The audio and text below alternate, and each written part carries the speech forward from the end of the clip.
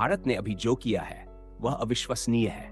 इसने जापान को पीछे छोड़ दिया, लेकिन वह भी ऐसे नहीं जैसे आप सोचते हैं। वर्ष 2025 में भारत आधिकारिक रूप से पृथ्वी की चौथी सबसे बड़ी अर्थव्यवस्था बन गया, केवल $1 अरब के अंतर से।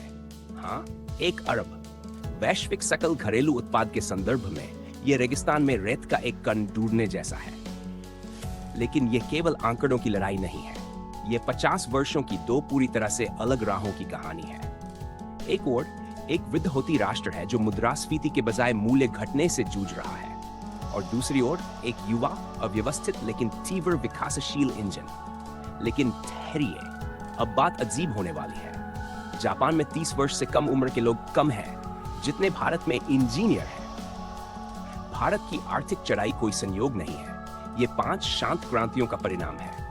यूपीआई, आधार, ओएनडीसी, पीएलआई योजनाएं, और 1 अरब 40 करोड़ लोग जो डिजिटल रूप से खर्च करना सीख चुके हैं। लेकिन अब आ रहा है असली मोड़। ये $1 अरब का फासला, ये बेहद पतला है। विनिमय दर बदलें, अंतर्राष्ट्रीय मुद्रा कोष संशोधन करें, और बूम, अगली तिमाही में जापान फिर से ऊपर, या शायद नहीं। असल कहानी 2025 की नहीं है, बल्कि 2028 की है, क्योंकि अंतर्राष्ट्रीय मुद्रा कोष के मॉडल बताते हैं कि भारत अब जर्मनी की ओर बढ़ रहा है, और जब यह होगा तब भारत दुनिया की तीसरी सबसे बड़ी अर्थव्यवस्था बन जाएगा, अमेरिका और चीन को छोड़कर हर देश से बड़ा। और अब वह बात जो कोई नहीं कर रहा, भारत की प्रति व्यक्ति आय अभी भी बहुत कम है। इसका मतलब असली विकास तो अभी शुरू ही नहीं हुआ।